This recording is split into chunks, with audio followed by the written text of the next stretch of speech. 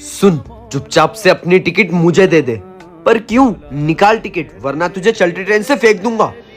मेरे पास सिर्फ 200 रुपए, जिसमें इस ट्रेन की टिकट नहीं आई। ये ज्ञान देने वाले लोग, इनको पता है कि 200 रुपए में टिकट नहीं आती, तो फिर चढ़े क्यों हो भाई ट्रेन में? मैं नहीं दूंगा तुम्हें मेरी टिकट। नहीं देगा ना? अब ये चेन खींचूंगा। अबे यार, यहाँ कौन सी चेन आती है? इस भाई का दिमाग का संतुलन बिगड़ गया है क्या? लग तो ऐसा ही रहा है। फिर टीटी आएगा और तेरे ऊपर इल्जाम लगा दूंगा, फिर जुर्माना भरते रहना।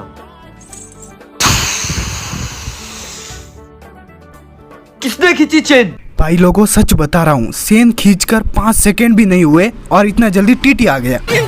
ऐसा कैसे हो सकता है?